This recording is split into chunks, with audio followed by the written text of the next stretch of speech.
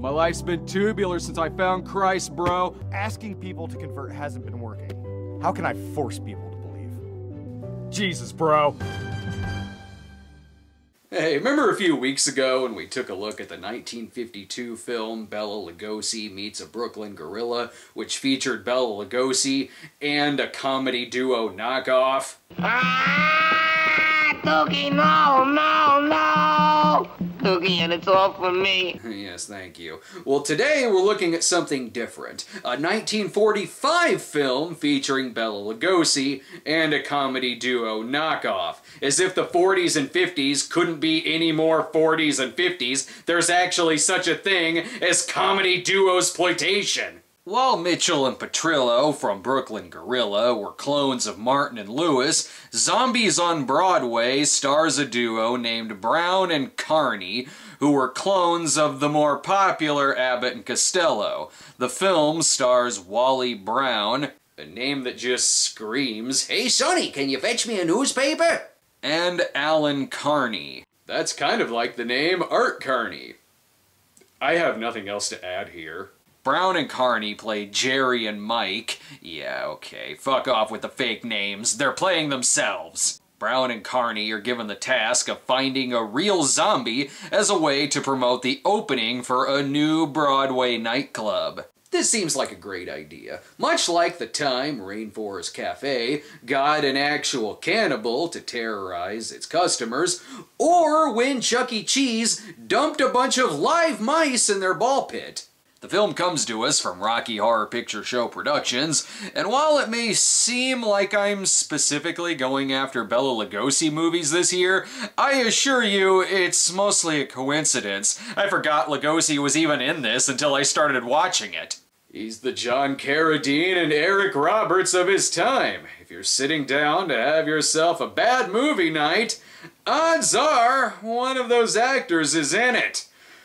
Which is really sad, because they're all great actors. Don't let Iron Giant in the background fool you. There are no robots in this movie. The film was directed by Gordon Douglas, who looks like Walt Disney going undercover as Lucio Fulci. Snob fans may remember Douglas as the director of The Devil with Hitler, a movie that was to the Three Stooges what this film was to Abbott and Costello. Only this movie doesn't have Hitler in it.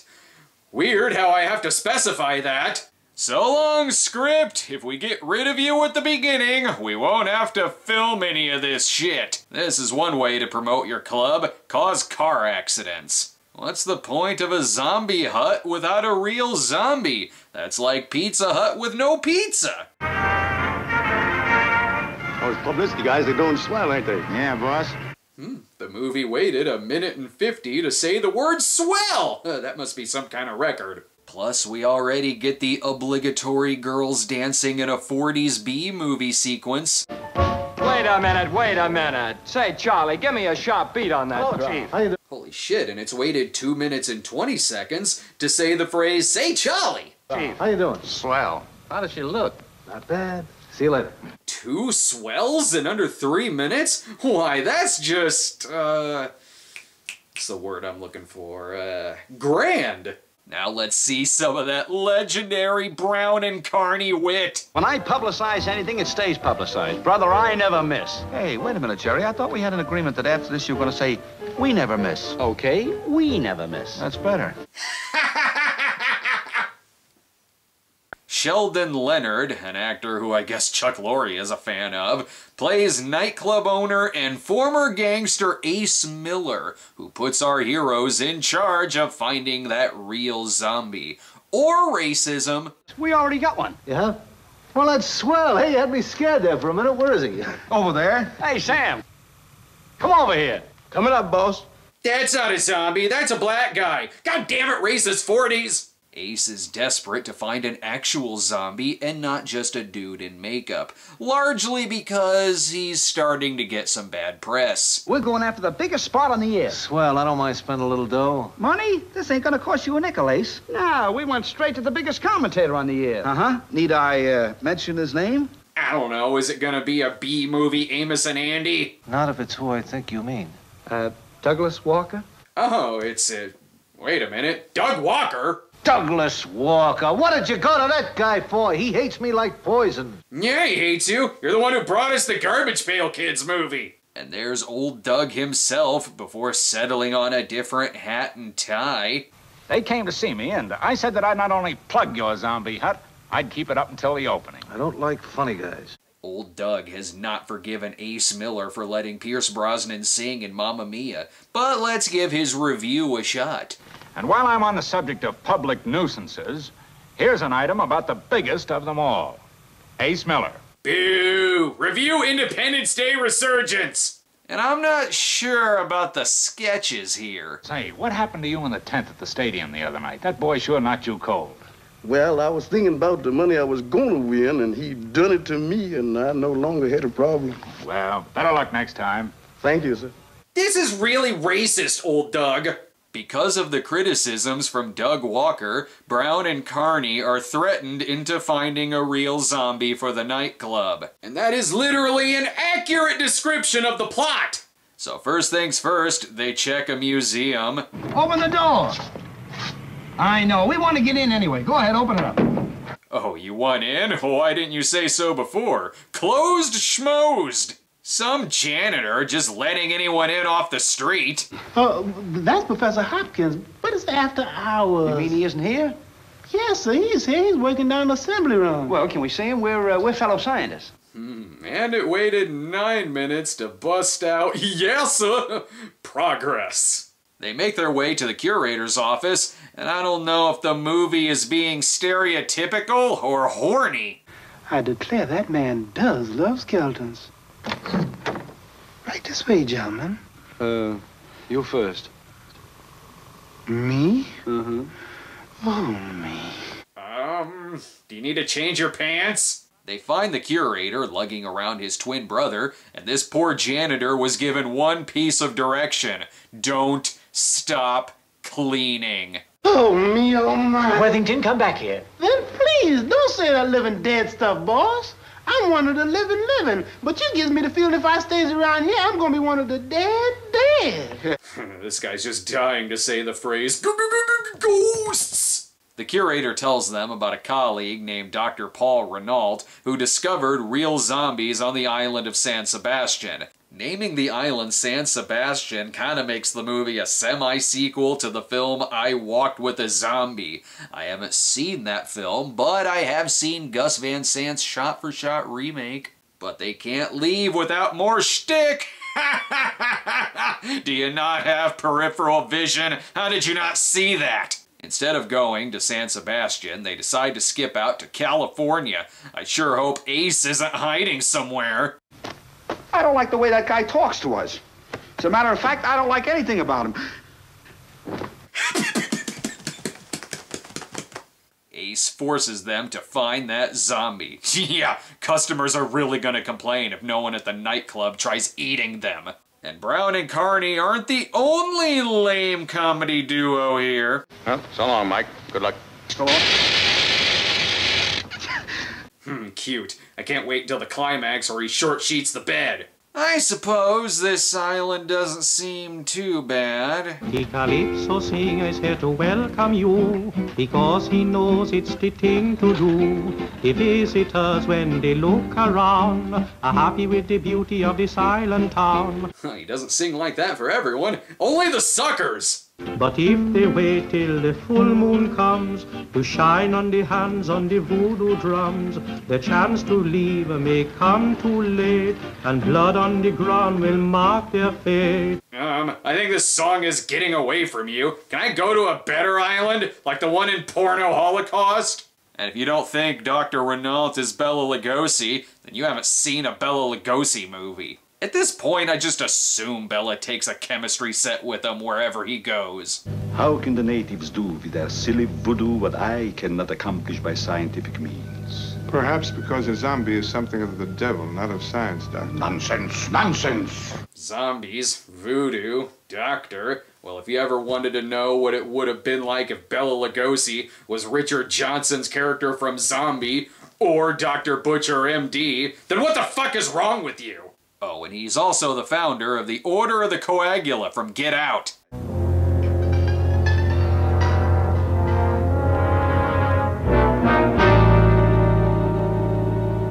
Stephen Root finally got his sight, I guess. Ugh, I'm starting to miss the 40s shtick. I'll have a rum punch. I think I'll have something tropical. You mean tropical? Oh, I mean tropical. I'll have a tropical rum punch. I'm thirsty. Ugh, never mind. Go back to being racist. Or break out into song for whatever reason. That means how fascinating you are. So very pure. Like you are. That Madeline Kahn is great in everything.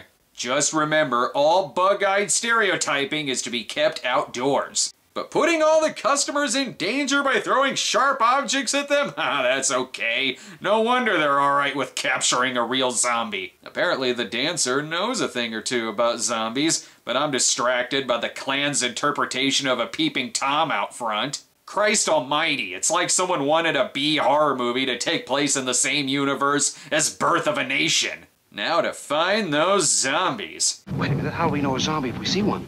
If you see a corpse walking around, that's a zombie. Or it's Eddie Murphy sleepwalking through Pluto Nash. Easy mistake. Oh boy, he doesn't know what's behind him, and he'd rather take a chance with his puppetry. Uh-oh, wait till he finds out he's holding hands with a zombie. Jerry, I saw one. You saw one what? A zombie. He knocked me down over there. You're crazy. I had you by the wrist when you turned and ran. No, you didn't have me by the wrist. I certainly did. Now, this is no time to argue. Boys, boys, boys, you can both circle jerk each other. Look, I'm not saying that Guess Who's Coming to Dinner wouldn't work as a 40s horror film. I'm just saying it definitely doesn't work as a 40s horror film. They've stumbled upon the voodoo tribe of these are the only black people we know, and I'm sure they'll find a place to hide.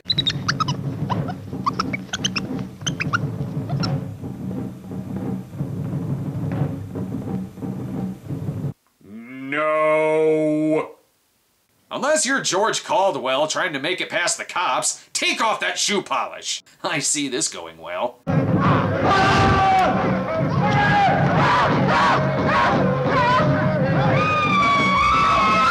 I sense more shenanigans.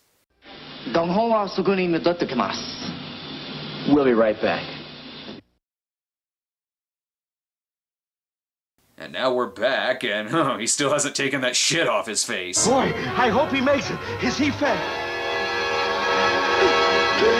Zombie! Worst Friars Club roast ever. You're right, movie. There hasn't been enough stabbings in the ass in this film.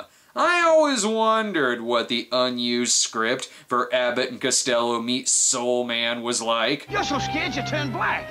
Black? Oh, no, that suit I put on. You know, you look better that way. Thanks. Oh, that's not racist. Some white fat neckbeard pounding away at his keyboard with salt fingers told me so. That's really all I need. Now they're taking their chance breaking into the most dangerous game. I know I referenced that in Bela Lugosi Meets a Brooklyn Gorilla, but this is pretty much the same fucking movie. Though the odds of them surviving are much better here than in Most Dangerous Game. Unless you're this girl. Maybe you should give her another sedative. No. I'm a mad scientist, not Bill Cosby. What do you take me for? While it may seem suspicious around this house, Raul Julia is awfully welcoming. Just what in the hell goes on in here? Well, what does he do around here? Dr. Renault is on the island to study a blight which affects banana trees. Oh.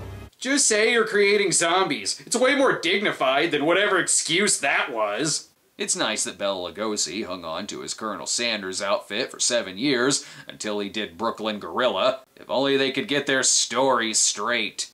I know nothing about zombies. I came here to study a strange coconut blight. Coconut blight? He said it was a banana blight. Oh, Joseph is colorblind. Makes sense. What are shapes? This is filmed in On His Left Hand Was a Hook vision. Let's leave these two alone and hide our Heisman Trophy. They may try to steal it. By the way, there's an other side of the couch, Alan. As any polite guest would do, they each dig their own graves. You know, just in case the zombie procedure goes south. I can't understand what's taking me so long. I've thrown more dirt out of here than there was in here when I started. What did you say? Why, you idiot, you're throwing the dirt out of your hole into mine. Just keep digging for that punchline, fellas. Even though there's no reason for a trap door to be here, guess what he finds? Dead. And now he finds out just how racist 40s Blackula really is. Fucking dead? But being dead is still not an excuse to deprive us of more classic Brown and Carney. You're crazy. There wasn't any zombie back there in the jungle, and there isn't any down there with you. Unless he's a midget zombie and you're sitting on him. Yeah, look, this movie's only 68 minutes. We gotta piss everyone off and fast. Not telling you how to run your secret lair, Doctor, but it would save you money and bricks if you just built one secret door. I wonder what this would be like if I added sound effects. Mike, it just doesn't make sense. Jerry, I know it doesn't make sense, but... Well, you're not gonna shit yourself laughing, so might as well make the character shit himself. Again, Reverse Race Get Out isn't nearly as good, but at least it's a version that Armand White would like. Be very careful mentioning Armand White's name on Twitter. Odds are, he will respond to you, and it'll be magnificent. Poor Alan Carney is now a zombie, and good lord, it's like they gave a face to Ron Jeremy's dick. That's haunting! They put Dan Fogler and Mantan Moreland in a matter transferring device, and this is the result. I'm not sleeping for days. Oh good, you're back. How did your audition for 40s White Chicks go? And now it's Wally's turn to hear exposition dialogue. There's no harm in telling you now. He's in a state of suspended animation, technically speaking. That is, is capable of functioning only under thought suggestions not his own. We call it the sinking zone. It's kind of like the sunken place, only, whiter. Thankfully, he's saved by shenanigans. What? I'm just assuming that the monkey's name is Shenanigans. Bella is working off of the motivation that if I kill my co-star, they won't cast me in another one of these. Seriously, a comedy duo, stuck in the woods, stumble upon an evil scientist's lair, played by Bela Lugosi. One of the two gets turned into the very thing the scientist is trying to create. Why are there multiple versions of this? Perhaps she can knock him out and save the day.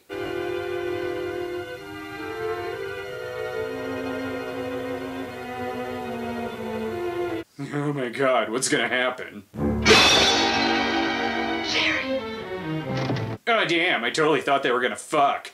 Oh good, he's fine. The movie needs to pass the hour mark by prolonging this fight. Kill Kulaga! Kill Kulaga!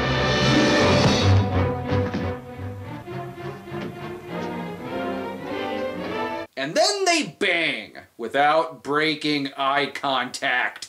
This is one zombie who knows how to give someone a good, proper Christian burial. They're able to make it to their ship because the tribe notices Carney is given the same bug-eyed direction they've been given. Back on Broadway, the zombie hunt is such a proper name for this place. That is, if your interpretation of a zombie movie is raw footage from an episode of Surfside 6. Now poor Carney is their zombie, or he's a person suffering from a horrible bee sting allergy. See, he doesn't even fall for dollar store pranks anymore. He must be a zombie. If you think that Alan Carney's zombie face is the stuff of nightmares, wait till you see his rape face. Holy fucking shit! No! You can't do this to me, Mike. You can't do this. He can't do this to me.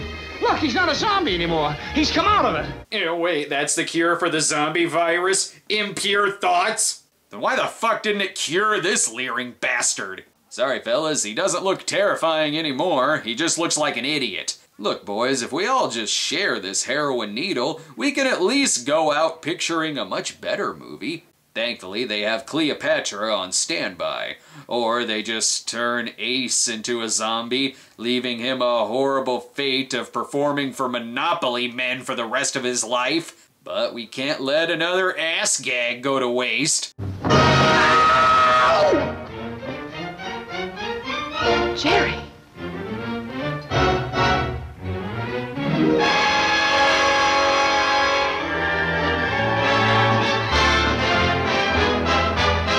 just take some fucking Benadryl. You'll be fine. Unlike Jerry Lewis's anger towards Mitchell and Petrillo, Abbott and Costello seemed to not give a shit about Brown and Carney. So much so that the duo appeared in plenty of other movies as their Jerry and Mike characters, such as Genius at Work and Girl Rush. Hell, at one point they even ventured into Marx Brothers territory with Step Lively, a remake of the Marx Brothers Room Service. Wally Brown himself was even a regular on the Abbott and Costello radio show, and Carney could be seen in It's a Mad, Mad, Mad, Mad World, which was supposed to reunite Brown and Carney before Brown's untimely death in 1961 at the age of 57.